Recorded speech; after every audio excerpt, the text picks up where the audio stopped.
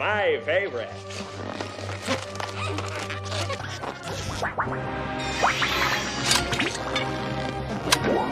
A Tommy gun!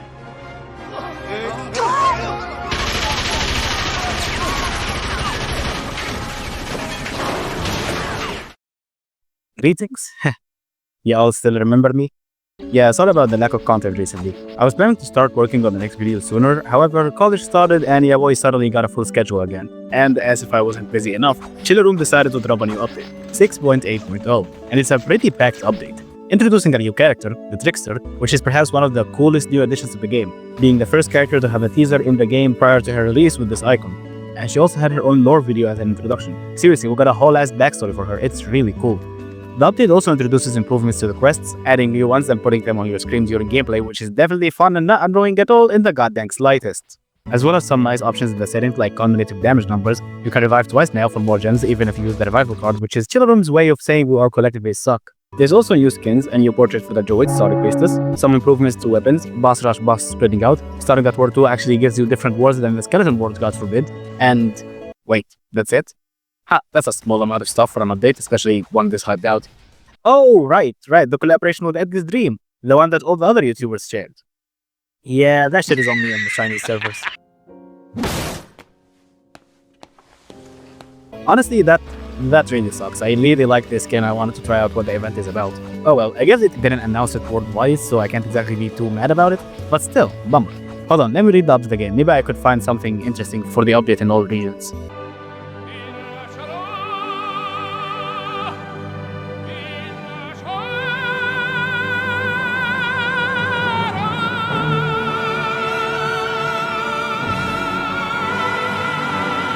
So yeah, for most of the community, this update actually introduces 2 new characters. Congratulations to everyone who missed him out at first, you can find a review for him on my channel, although it is admittedly rather short.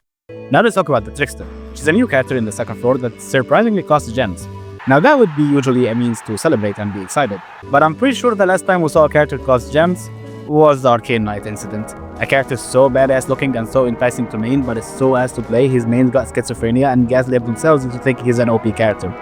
Regardless though, she does cost 12,000 gems. That alongside with the World Leech price of 12,000 gems and both their upgrades means there is a lot to spend with this update, so buckle up. Like previously mentioned, she has a whole ass lore story between her introduction video, which is perhaps the coolest one so far. So usually I talk about the story if the character lasts in these videos, but I figured I'd give you a big old lore dump and a theory on her first as a way to say, good job Shinro, do more of that please. So, who is the Trickster?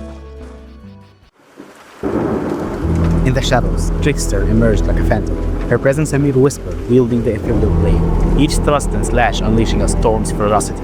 In battle, she artfully combines dazzling tricks and exquisite swordsmanship, summoning shadow clones to strike in unison. The blade glinted fiercely, and wherever it swooped, enemies wailed as if caught in a melody of death.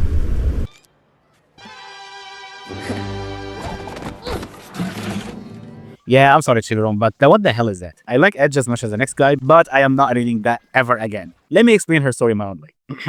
Born into the Aether Church, yes that one skin line, the Trickster was raised with nothing but love, care, and purpose.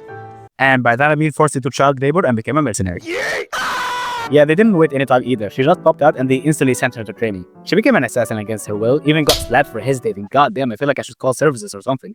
After Chili catches a stray by being the first target she assassinates, F for the boy, she went on to face bigger targets, even assassinating the Vigilante skins. Oh my god, she really did a number on the supposed superheroes of that skin line, assassinating every one of them. Troubling times indeed, my guy, you all are dead because of a half-naked jester who's as short as the Demon Mancer, bro.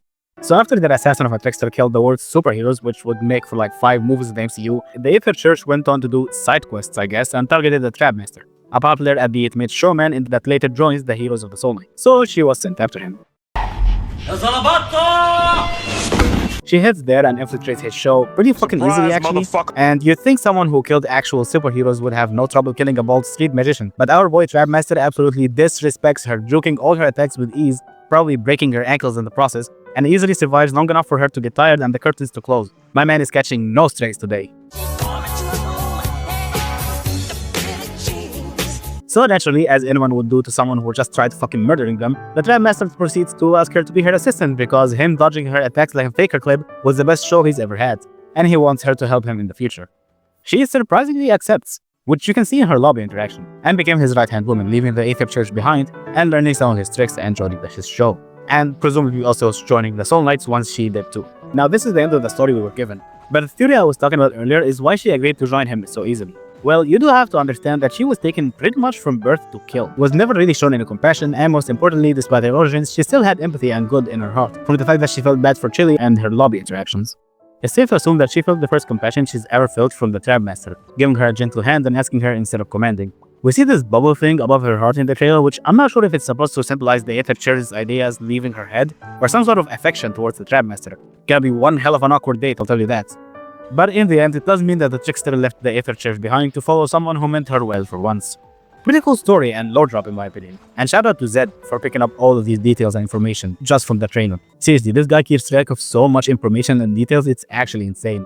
And I couldn't have found all of this without him. He even proposed the whole affection theory thing. So yeah, check him out, as all credits go to him for this part, because I had no idea who the Vigiles or the Aether Church even are. So now that we know who the Trickster is, let's move on to her actual gameplay. The Trickster is an invader character with 6 health, 6 armor, and 200 energy. She's actually decently tanky with average armor but above average health, so she's not as punishing as other invaders. Her passive is called Phantoms. Every 5 seconds she spawns a Phantom that acts as a follower. Up to 2 Phantoms can be active at once. They last forever, have 6 HP, and attack using her starter weapon. Now everyone and their mother claim that she'll just be the second skill assassin on steroids, but in reality it's more like the second skill assassin on...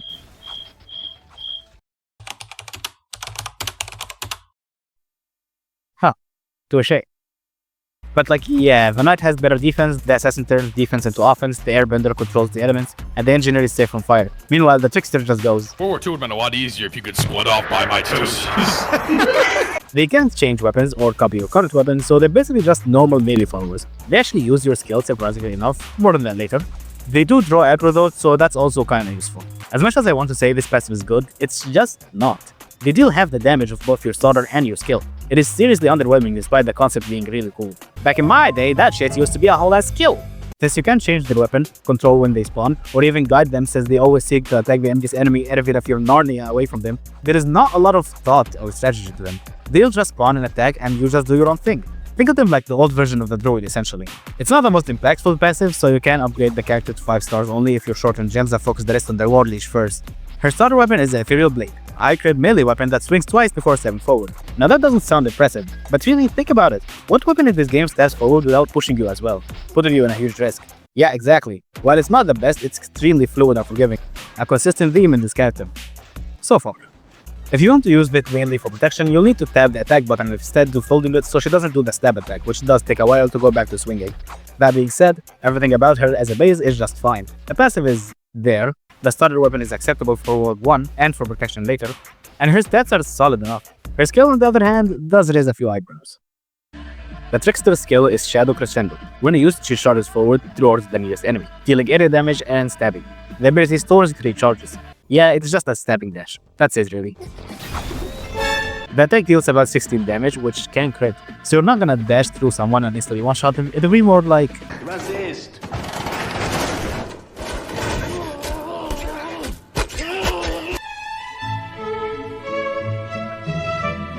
Now there is more, but it's not an awful lot. First off, there's also another 8 damage slash around the initial dash, so that's a total of 24 damage, which is actually quite solid. Secondly, the Phantoms will also dash with you, increasing the area range and also obviously allowing them to do the dash as well. But like previously mentioned, they deal half the damage, which does suck. The damage adds up, but it's not as strong as it should be. The damage also does increase the higher floor range, kind of similar to the Elf's first skill, interestingly enough. So despite what it looks like, the character does have some scaling. The Phantoms have a 2.5 second cooldown on when they can replicate the skill, which kind of defeats the whole purpose of the fact that the skill had multiple charges, but I guess it could have been too strong with the reflection buff. You should also keep in mind that the dash also has iframes, but since you're dashing towards the enemy, it can also leave it in danger, so it's a kind of a weird iframes. The room makes up for it by the fact that his are just faster and can travel further, so I'm not too sure what to make out of this one. Using the skill fills up your burst meter by 5%, increased by 5 additional % for every Phantom that uses the skill, so up to 15% at a time. Once the meter is full, the next use of her skill is massively empowered. The area of effect is increased and she spawns 3 additional Phantoms, so you get 5 in total. They stick around for 15 seconds, but they still have the 2.5 seconds cooldown on the skill replication. As underwhelming as her regular skill is, the empowered one is very funny. You just show up to a bitch like, "In the name of the Galactic Senate of the Republic, you're under arrest, Chancellor." Not only that, but especially against bosses and the amount of slashes, dashing around, and the way all 5 phantoms draw aggro, it makes it so that the guy has to defend against an entire platoon. It's generally a decent ability once empowered. However, it does take a minute to do so. Once again, you get a maximum 15% every 2.5 seconds. So yeah, you're gonna be just trying to get it up more often than using it. But the result is absolutely worth it. You just get near an enemy, punch the skill, and all of a sudden they just... If I have any tip for you, it's to try and fish for the reflection buff. Having the phantoms also reflect bullets when using the skill should be a Geneva Convention violation, honestly. Additional tip, be hilariously careful when using her skill for the iframes. The fact that the dash puts you near enemies just gets you in more danger than it saves you from. And if you're not careful, well, let's just say that the new Revive feature will get in handy a lot more often than you'd like to admit. Usually I'd have a section for what I think the character playstyle is, but like, she's just an evader. Pretty simple stuff. You can't improve or control her phantoms, so the only thing you can affect is how you use her iframes. So yeah, instead I'm just gonna jump straight into what I think of her gameplay overall. So is she a good character? I wouldn't say so. Her passive is there. Since you can't interact much with it, there is not a lot of strategizing for it, besides just being thankful that the big soldier decided to fuck up the phantom's shit instead of yours. But other than that, the passive is meh. Her skill is nice, but the phantom's cooldown and the fact that it dashes you towards danger leaves a lot to be desired with this character, especially for her price. Now the bar for iframes character is quite high, especially since the best ones are also the cheapest anyways. But I feel like with some tweaks, this character can give them a run for their money. I'd just get rid of the cooldowns the phantoms have before they can do their own version of the skill, and let her dash in the direction she's moving rather than towards enemies.